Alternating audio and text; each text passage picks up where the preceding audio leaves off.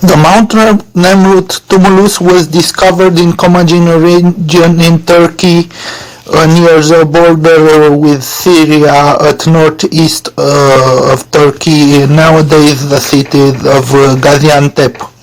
The archaeological site was started in 1881, and in 1883 Osman Hevald Bey published the first book about the statues in French in 1883. The golden era of the kingdom was under the rule of Antiochus, who reigned in between 69 and 36 before Christ. Mount Nemrut is in Antitarus Mountains with a range of 2,050 meters. The status on the terrace of the Mount Nemrut, we have images from 1883. They represent King Antiochus, the goddess Comagene, Zeus Oromans, Apollo Mithras Hellas, and Hercules Artagenes Ares, and an eagle. It is considered the eighth, at the time of discovery, the eighth wonder of the world.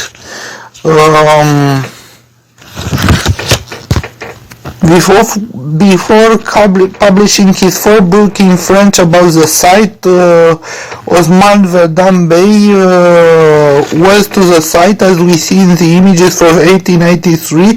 The general view of the deity thrones to the east terrace of Mount Nub during the first service. It was made magnificent work, state of art, of statues made from crushed stones. But how did they carry up to then is a mystery. The east terrace with the statue on deity thrones and the heads of thrown together on the tumulus with just a peak. Mount Nemrut, the east terrace, the court, the fire altar, and the sister gallery on the deity heads.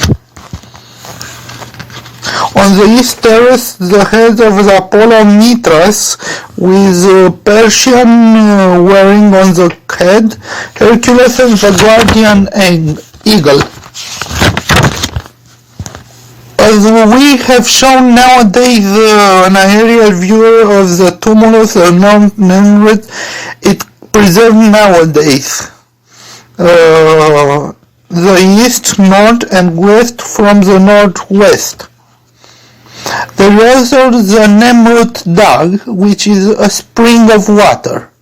You can see the commissioned Osman Hamdi Bey on the western terrace of Mount Nemrut during the service, May 1883. This is an original image of Mount Nemrut Tumulus. Following these two expeditions in the southeastern Asia Minor, nowadays Turkey, the Mount Nemrut site was left forgotten until the start of Teresa Goel's excavation in 1953, leaving the reliefs and figures found in 1883 in the open, with no precautions taken for the preservation, led to severe damage to these matchless monuments. We can see nowadays a picture as it preserved in